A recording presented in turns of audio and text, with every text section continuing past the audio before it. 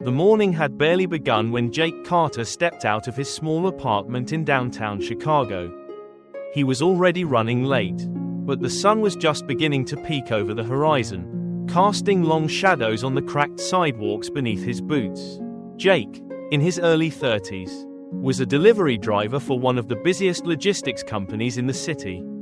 His uniform, a faded blue t-shirt and cargo pants, was already slightly wrinkled from the early morning hustle.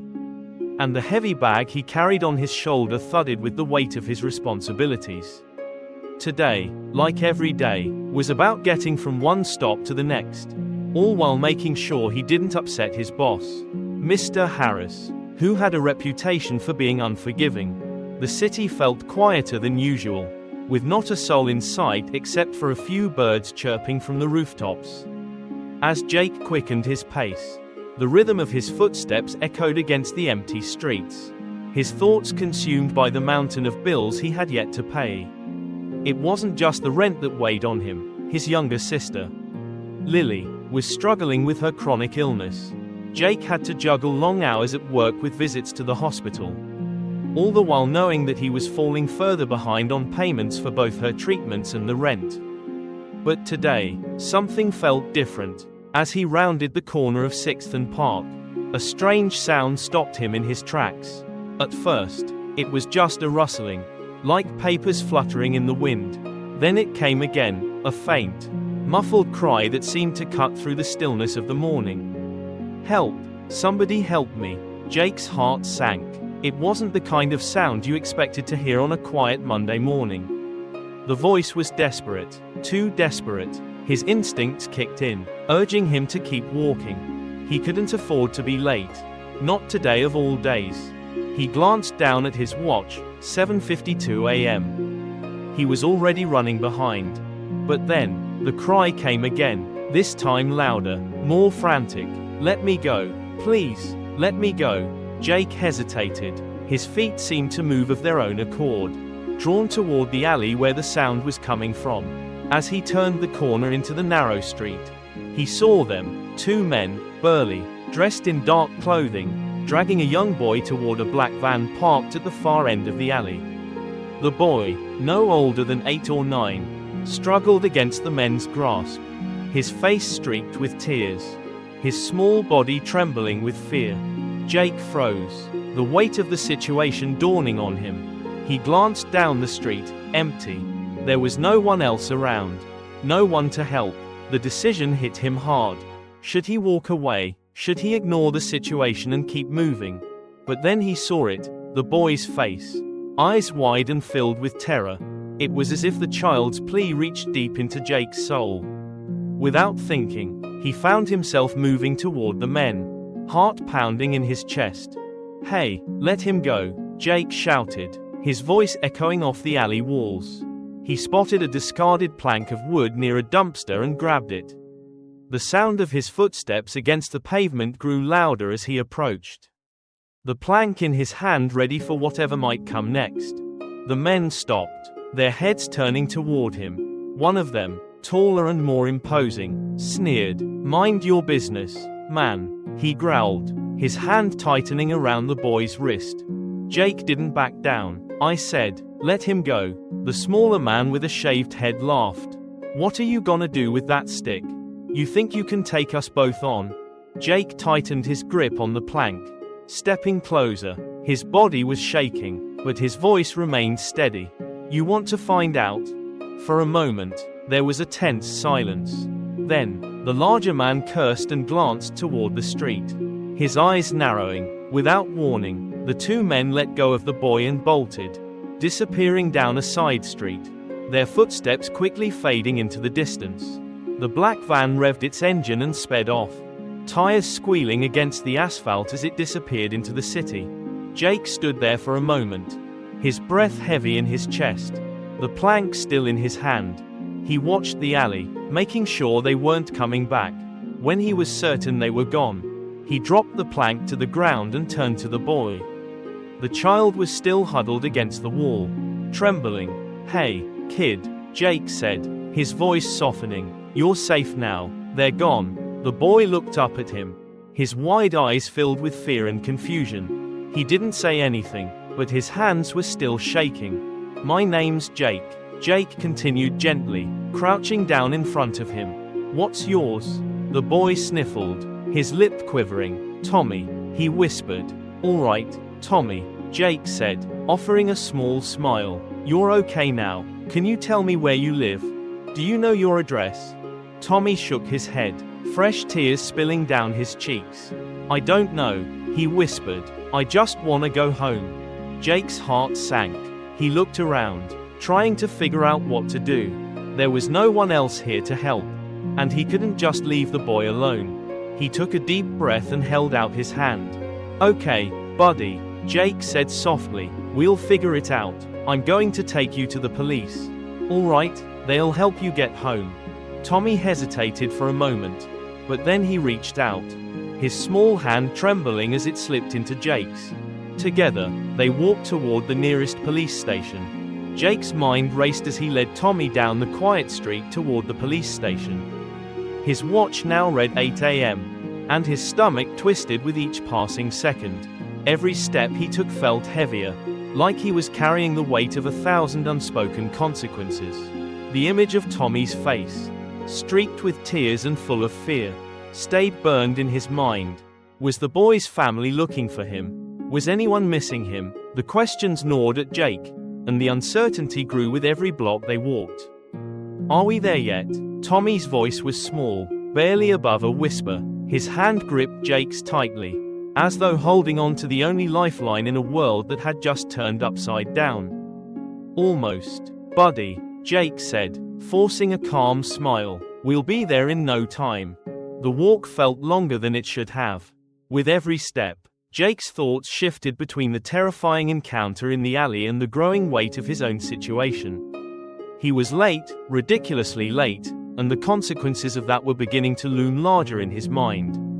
Mr. Harris wouldn't be happy. In fact, he'd probably fire him if he found out what happened. And if that wasn't enough to worry about, there was the ever-present cloud of bills hanging over his head. The rent was overdue, Lily's treatments weren't getting any cheaper, and the job at the logistics company barely made ends meet. Still, none of that mattered right now. Tommy needed him, and for the first time in a long time, Jake felt like he was doing something right. The police station finally came into view. A tall, grey building with large windows and a squad car parked in front. Jake's heart rate picked up. He glanced down at Tommy, who seemed to be growing quieter with each step. The boy looked exhausted, his small shoulders hunched, his eyes vacant. "We're here," Jake said, his voice reassuring. "You're safe now." Tommy looked up at him, his eyes wide with disbelief.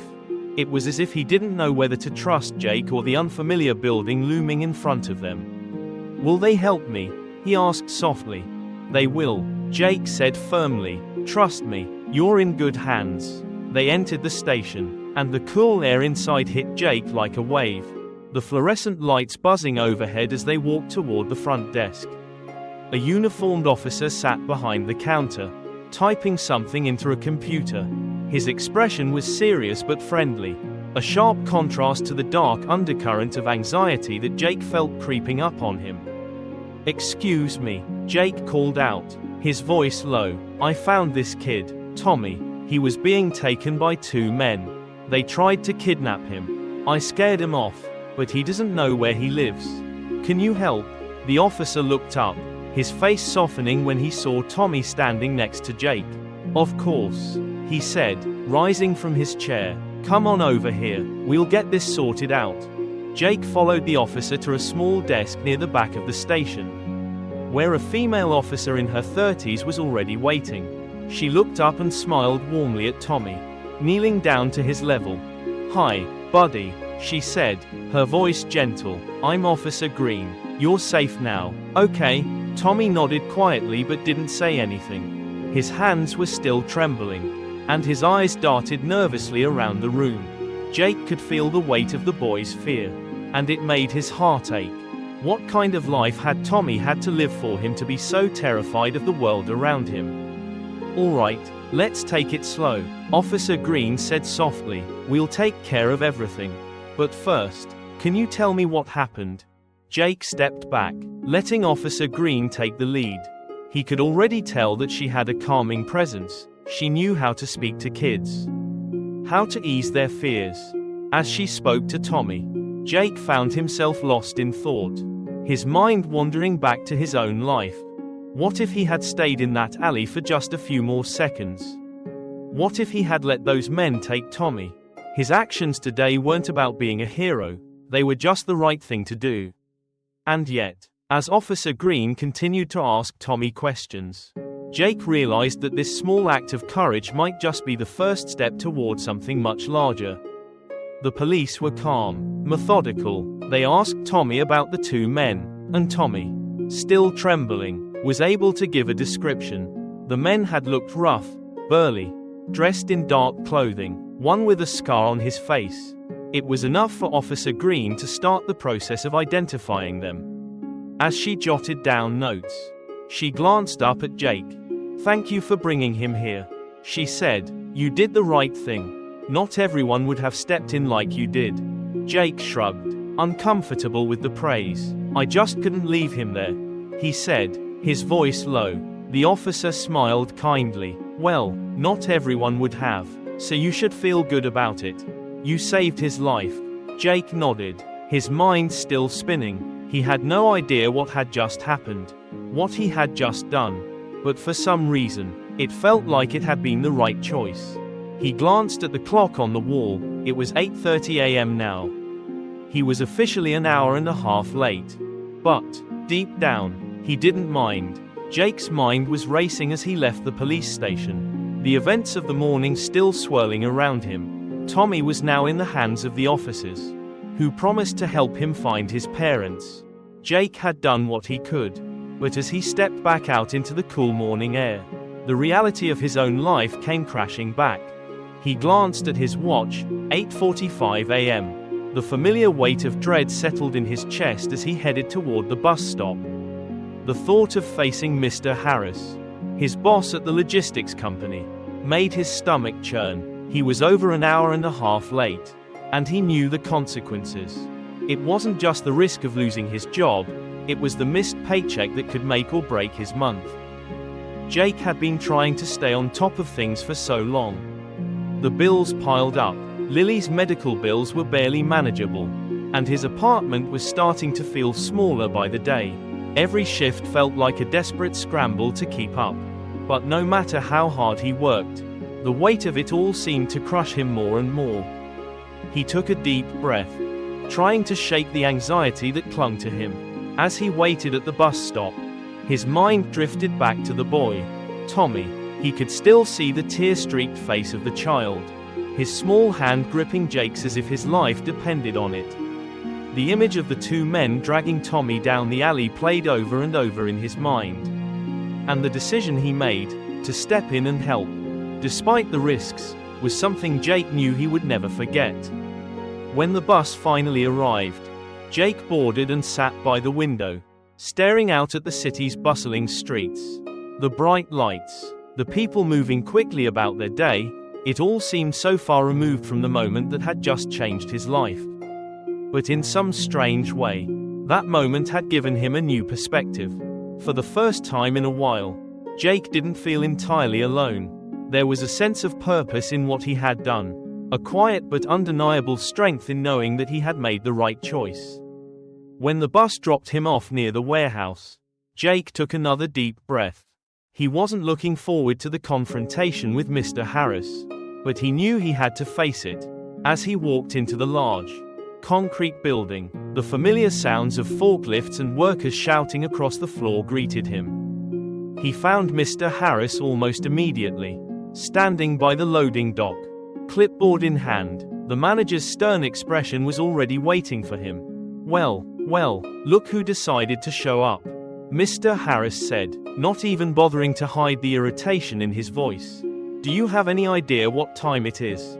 You're late, Carter." Again, Jake opened his mouth to speak, but Mr. Harris cut him off. "I don't want to hear it," he snapped. "You know the rules. One more strike, and you're out. Do you want that?" Jake's jaw clenched. The stress of the morning, The worry about Tommy, the late arrival, all of it bubbled up to the surface.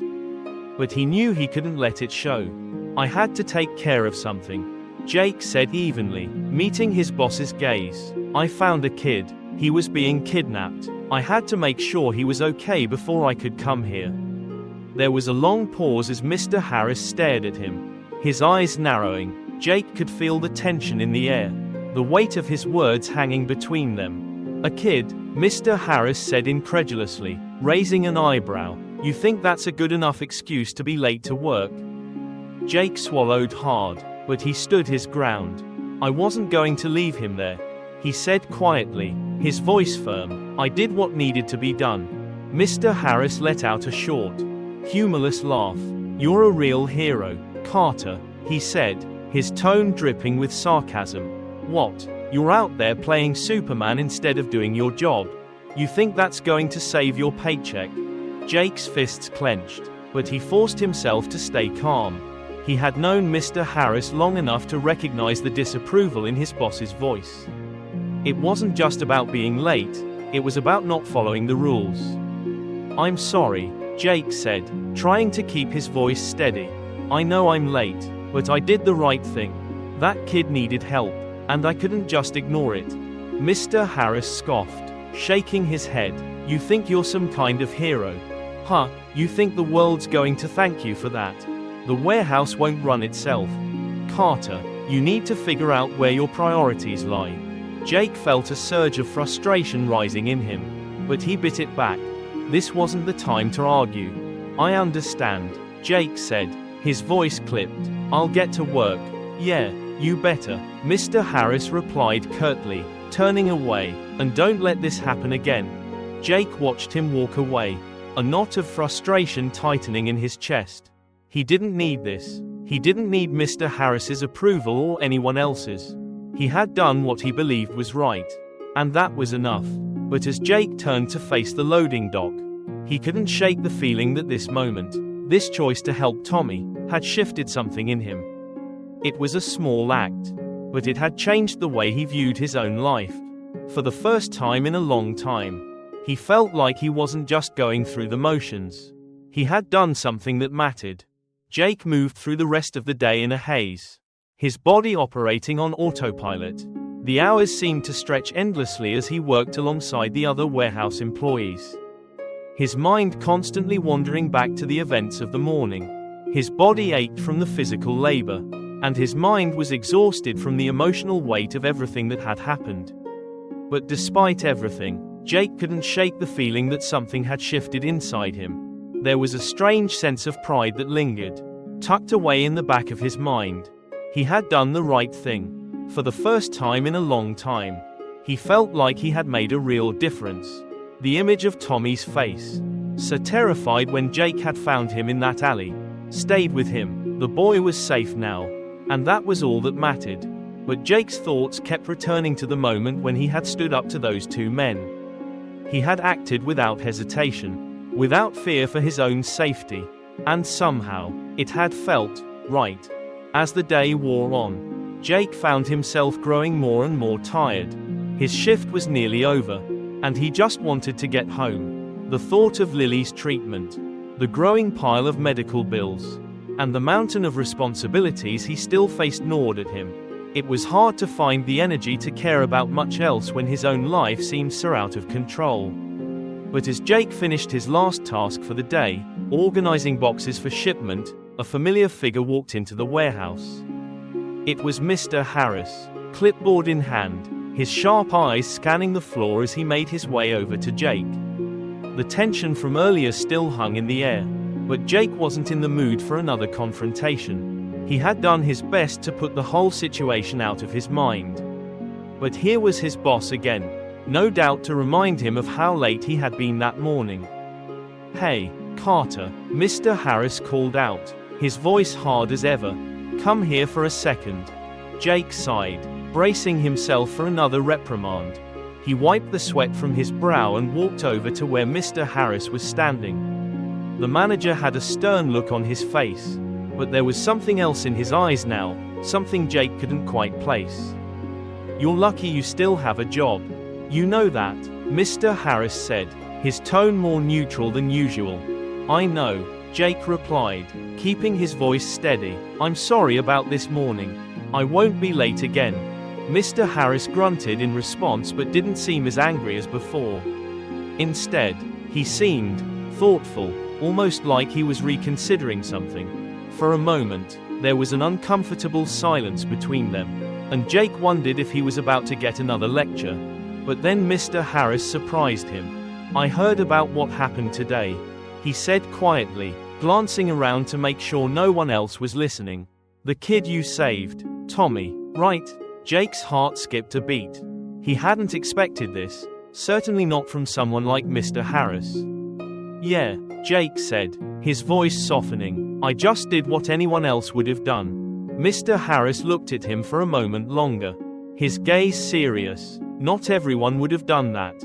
I've seen plenty of people turn a blind eye to things. But you didn't, and that's worth something. Jake didn't know how to respond. He had expected scorn, not praise. I talked to a few people, Mr. Harris continued, glancing down at his clipboard. The cops, the boys' parents, they're grateful. I guess you could say you did the right thing. Jake didn't know what to say. He had just done what felt right to him. But hearing it from Mr. Harris, hearing the words of approval, was something he hadn't expected. The warehouse manager wasn't the type to hand out compliments, and Jake couldn't help but wonder if something more was coming. And because of that, Mr. Harris said, his voice almost reluctant, I've decided to cut you a break. You're getting a pass on this time. I know you're late, but we'll call it even. Just don't make a habit of it. Jake blinked, caught off guard. Wait, you're not docking my pay. No, Mr. Harris replied, shaking his head. You might have been late, but you did something good today. And that's worth more than a few hours on the clock. Just don't let it happen again. Jake was stunned. It wasn't often that Mr. Harris showed any kind of kindness, let alone recognition. He'd expected a harsh punishment, a reminder that rules were rules. But instead, he got something entirely different. He got a chance, a second chance. Thank you, Jake said, his voice thick with emotion. I won't forget this. Mr. Harris grunted again, but this time it sounded more like a nod of approval. Just do your job, Carter, he said, before turning and walking away. Jake stood there for a moment, stunned by what had just happened. It didn't make everything perfect, but it was something. It was a small win in a life that had felt like a series of never-ending losses. As he left the warehouse that evening, Jake felt the weight of the day beginning to lift. There were still bills to pay, still a lot of work to do, but for once, the path ahead didn't seem so impossible. He had made a difference today, and maybe, just maybe, things were starting to turn around. But as he walked to his car, his phone buzzed in his pocket. He pulled it out, seeing a message from an unknown number. It was from a Chicago area code, and it was followed by a simple message. Hi, Jake. This is Matthew Parker. I wanted to thank you for what you did for my son today. My wife and I would like to meet with you. Please call me when you get the chance. Jake stopped in his tracks, his heart skipping a beat. Matthew Parker. The name felt familiar, but it took a moment for the memory to click. It was Tommy's dad, the boy he had saved from the kidnappers. A meeting? Jake's mind raced. What did this mean? He quickly dialed the number, his pulse quickening with every ring. Hello, a calm, steady voice answered on the other end. Mr. Parker, Jake said, trying to steady his breathing. This is Jake Carter. I got your message. Yes, Jake, Matthew replied, his tone warm. I wanted to personally thank you for what you did for Tommy today. You saved his life, and my wife and I think that deserves more than just a thank you. We'd like to meet with you. Can you come by our office tomorrow? We'd like to talk. Jake's mind was spinning. This wasn't what he had expected. But somehow, it felt like it was just the beginning. Sure, Jake said, his voice filled with uncertainty. I'll be there. Jake barely slept that night. The events of the day kept replaying in his mind, like a loop that wouldn't stop. First, There was the shock of saving Tommy from the kidnappers. Then the surprising conversation with Mr. Harris. And now, this unexpected message from Matthew Parker. It all felt surreal, like he had stepped into a different version of his life. One where things weren't so bleak, so full of struggle. The idea of meeting with Tommy's parents seemed impossible to him, especially given the circumstances. What could they possibly want with someone like him? He woke up the next morning to the sound of his phone buzzing. A text message from Matthew Parker reminding him of the meeting. Jake rubbed his eyes and sat up, trying to shake off the lingering fatigue from the previous night. As he stood and got dressed, Jake found himself nervous in a way he hadn't been before. He had never been the kind of guy to rub elbows with people who had wealth, status, or anything close to it. Tommy's family seemed like they belonged to a different world, one that Jake didn't even know how to navigate. But there was something compelling about Matthew's voice on the phone, the kindness, the gratitude. Maybe it was that, more than anything else, that pushed Jake to take this meeting seriously. By the time Jake made his way into the city, the nerves were starting to settle. The address Matthew had sent him led to a modern office building, taller and shinier than anything Jake had ever entered. He swallowed hard as he walked into the lobby, his boots clicking against the polished floors. A receptionist greeted him with a warm smile, clearly unbothered by the sight of a man dressed in worn clothes and carrying a tired look in his eyes. "Mr. Carter, you're here for Mr. Parker?" she asked. "Yeah," Jake said, trying to sound confident. "I'm here to meet with him." She nodded, gesturing for him to follow her. As they walked through the gleaming halls of the building, Jake couldn't help but feel out of place. Everything about this office screamed wealth, sleek furniture, expensive art on the walls, and the hum of high-end technology filling the air. The receptionist led him to a conference room, where Matthew Parker and his wife, Laura, were already waiting. Matthew stood when Jake entered, his expression warm and sincere. "Jake, it's good to meet you," Matthew said, offering his hand. Jake shook it, trying to match his firm grip but feeling like he might shatter under the pressure of the situation. "Thanks for meeting with me," Jake said, feeling a little overwhelmed. "I didn't expect this." Laura, standing beside Matthew, gave him a reassuring smile. "We wanted to thank you properly," she said. "What you did for Tommy was incredible. You saved his life, Jake, and we know that we can never truly repay you for that." Jake shifted uncomfortably in his seat, trying to downplay the gravity of what he had done. "I didn't do anything special. I couldn't let them take him. Anyone would have done the same." Matthew smiled, but there was a deep appreciation in his eyes. "Not everyone would have. Jake, trust me, that's why we wanted to meet you, to express our gratitude, and to see how we can help you. You've got a lot on your shoulders, and we think we might be able to lighten the load." Jake furrowed his brow, unsure of what they were getting at. "What do you mean? I don't need anything from you." "You'd be surprised," Laura said gently. "We've been talking about it, and after hearing about your situation, we want to offer you a chance, a real opportunity. I know you've been struggling with medical bills, and we can help with that." Jake's heart skipped a beat. "You want to pay for Lily's treatment? I can't ask you to do that." Matthew shook his head. "You're not asking, Jake. We want to help. We've been in a position to give back, and we want to do so for someone like you. You've got heart. You did something incredible, and we don't want you to feel like you're alone in this fight." Jake was speechless. It was hard for him to comprehend what Matthew was saying. People didn't just offer to help someone like him. People didn't just walk up and offer solutions to his problems. It felt too good to be true. But before Jake could say anything, Matthew continued. "We also want to help with your job situation." Matthew said, "I know you work hard, but the job at the warehouse is only going to get you so far. There's an opening at my company, Parker Global. I need someone who's dedicated, someone who can keep their head under pressure, someone like you. Jake, you'd be working with us in operations, managing logistics. The pay is better, and you'll have more flexibility with your hours. You won't have to sacrifice your family for your work. Jake's mind was spinning. A job at Parker Global. Better pay, better hours. It sounded like something out of a dream. But the reality was hard for him to grasp. He had never worked in logistics. Never managed anything beyond his own small life. Could he really do this? Could he take this chance? I don't know, Jake said, his voice barely above a whisper.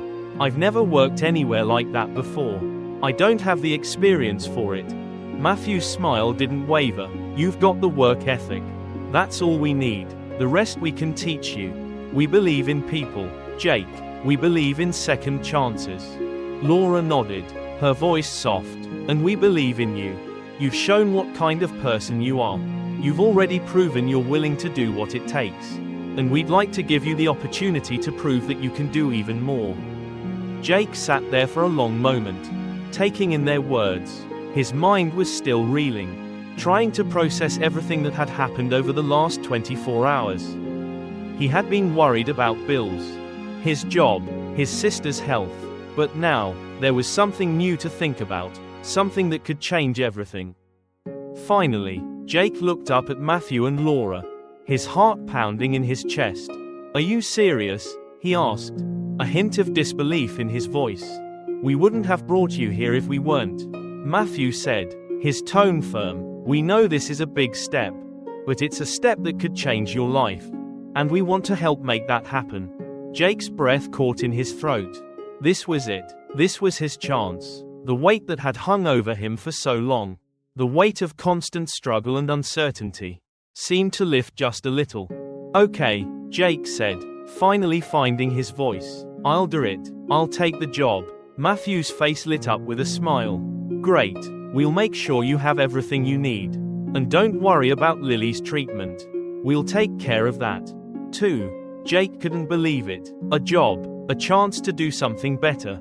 And the weight of his sister's bills finally starting to feel like it might be lifted. For the first time in a long time, Jake felt a glimmer of hope. The days that followed Jake's meeting with Matthew and Laura Parker were a whirlwind. The weight of the offer, the opportunity to work at Parker Global and the financial relief they promised for Lily's medical bills, was something Jake had never imagined would be part of his life.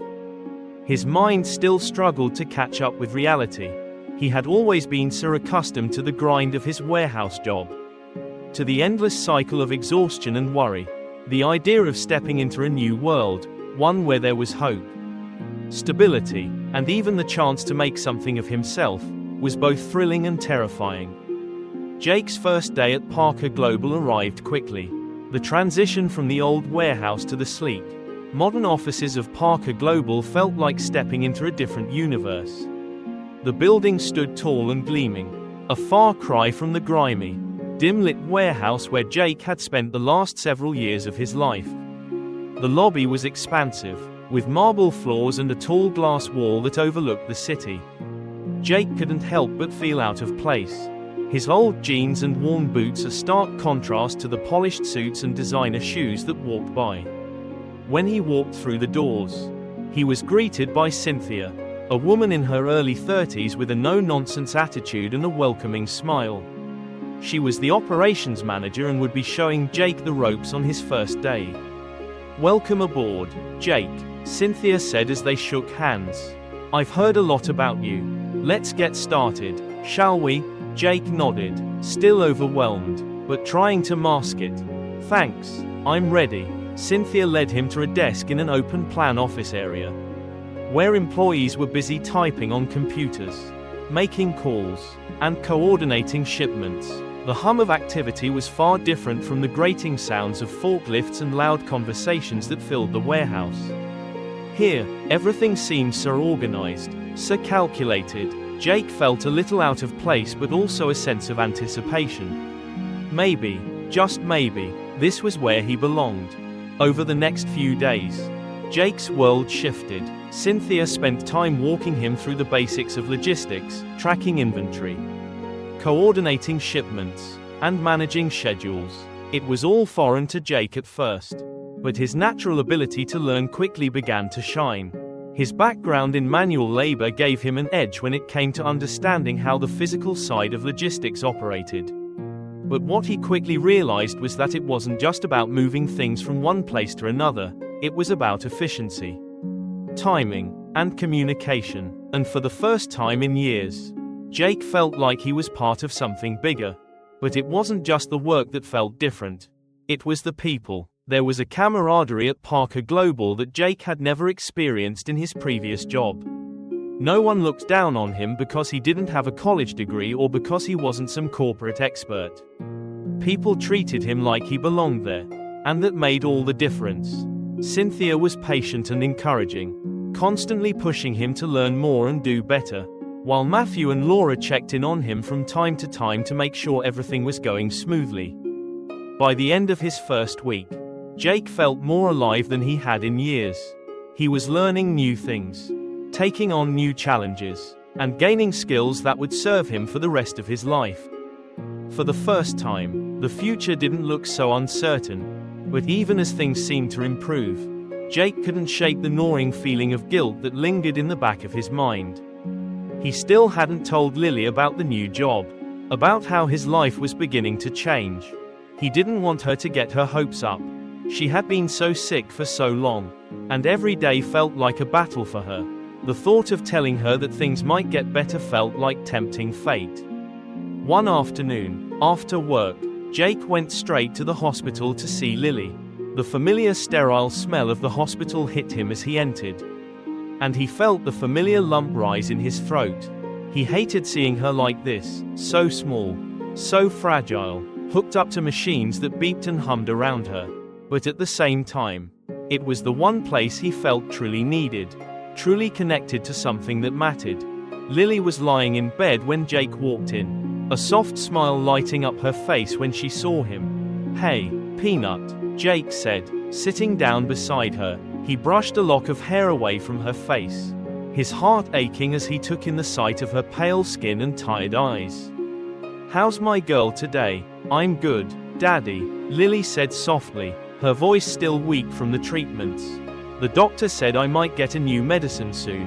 It's supposed to make me feel better." Jake smiled, though his heart was heavy. "That's great to hear, sweetie. You've been so strong. I'm really proud of you." Lily's eyes brightened. "I want to go home soon. Daddy, can we go to the park like we used to?"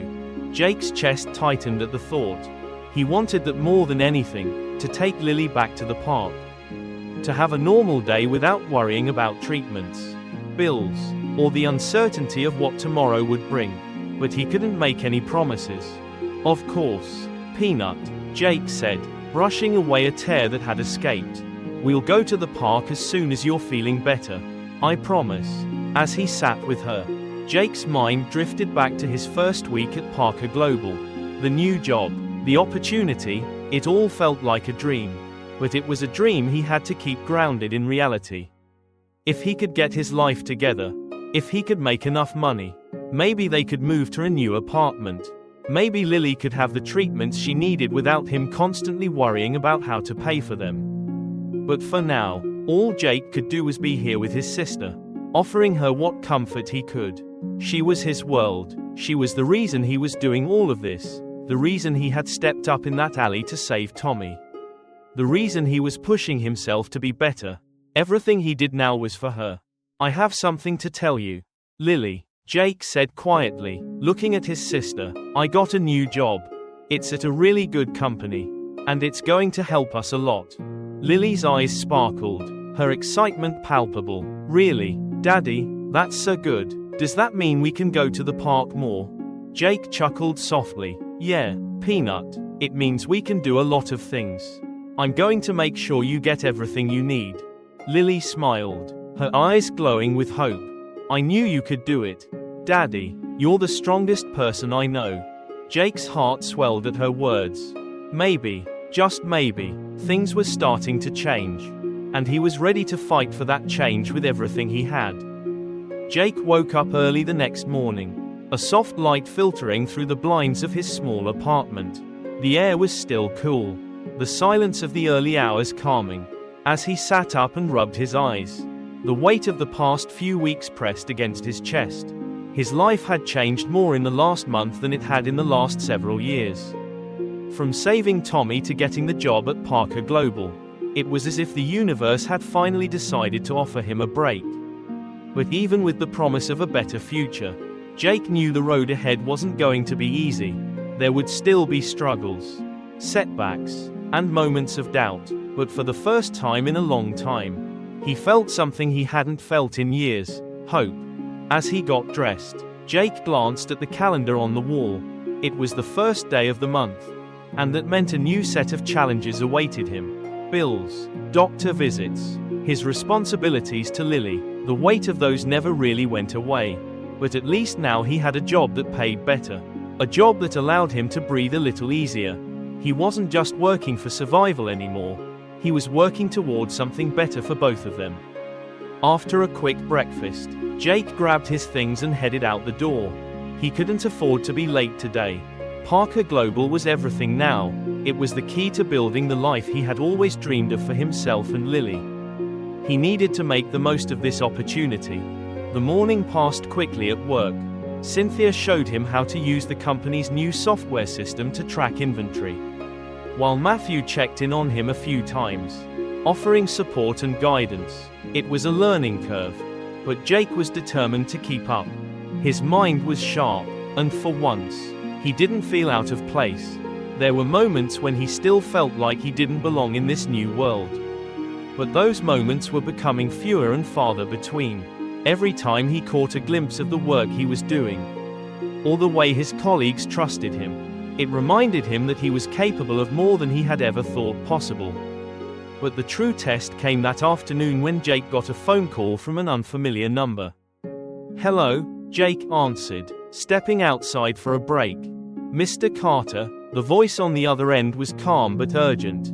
"This is Officer Green with the Chicago Police Department.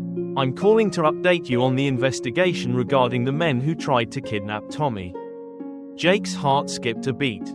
He had nearly forgotten about the kidnappers. Their faces still a blur in his mind. It had felt like a lifetime ago. But hearing Officer Green's voice brought everything rushing back. "Yes, officer, what's going on?" Jake asked, his voice steady despite the nerves creeping up his spine.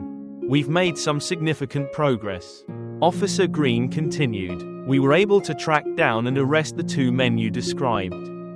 They're connected to a much larger human trafficking ring we've been investigating for months. Because you intervened, you stopped them from taking another victim, and we were able to gather crucial evidence to take down the entire operation." Jake felt a chill run through him as he processed the information. He had known it wasn't a simple kidnapping attempt, but hearing the full extent of what he had helped prevent was sobering. I didn't know it was that serious," Jake said, his voice a little shaky. "We had no idea how large the operation was until we made these arrests." Officer Green replied, "You did more than just stop a kidnapping. Mr. Carter, you helped us shut down a network that had been operating for years. And for that, you've done an incredible thing." Jake leaned against the wall, his mind racing. He had saved a child. Yes, but it had turned out to be so much more. He had been in the right place at the right time, but he hadn't known the full weight of his actions until now. "Thank you for calling, officer," Jake said, his voice soft. "I'm just glad I could help. We'll be in touch if we need anything further from you," Officer Green said before hanging up. Jake stood in silence for a moment, absorbing the weight of the news. He had never imagined his decision to intervene in that alley would lead to something so far-reaching. It was overwhelming, humbling even. He had no idea that a single act of courage would have such an impact. He walked back into the office, feeling a strange sense of pride. He had always thought of himself as just an ordinary guy, someone trying to get by. But now, he realized, he was part of something much larger. His decision had made a difference, and that difference had rippled out, touching lives in ways he couldn't fully understand yet. The rest of the day passed in a blur. His mind kept returning to the phone call, to the weight of what he had learned. But by the time he clocked out, Jake felt a strange sense of peace. Yes, there were still challenges ahead. There was still so much he needed to do for Lily, for their future, but now, he had a clearer picture of what that future might look like. That evening, when Jake walked into the hospital to visit Lily, he couldn't help but smile. Her face lit up when she saw him, her small frame sitting up in bed as she greeted him with excitement. "Daddy, you're here," she said, her voice a little stronger than before. Her cheeks had more color, and her eyes were brighter. Jake walked over to her bedside, sitting down with a sigh of relief. "I'm here, Peanut. I'm here. I'm feeling better today," Lily said with a grin. "I think I'll be able to go home soon." Jake's heart swelled at the sight of her optimism. "I hope so, sweetie. The doctors said that if you keep getting better like this, we can go home soon. And we'll go to the park. Just like we used to." Lily's eyes sparkled. "I can't wait." As Jake watched her, he realized something. This moment, was what mattered most. The future, the work, the opportunities, it all meant nothing if he didn't have her by his side. He had promised to make sure she got everything she needed. And now, with the job at Parker Global, he could finally start delivering on that promise. "Peanut," Jake said softly, taking her hand in his. "I've been working really hard lately. And things are changing. We're going to have a better life. I promise. And I'm going to do everything I can to make sure you get better and better every day." Lily smiled up at him, squeezing his hand. "I know, Daddy. You always keep your promises." Jake leaned forward, kissing the top of her head. "I love you, Peanut, always and forever." And for the first time in a long time, Jake felt like he could finally breathe. The road ahead was uncertain, but it wasn't as dark as it had been. With every step forward, he was building a life for himself and Lily, a life filled with hope, love, and the promise of a future they could share together.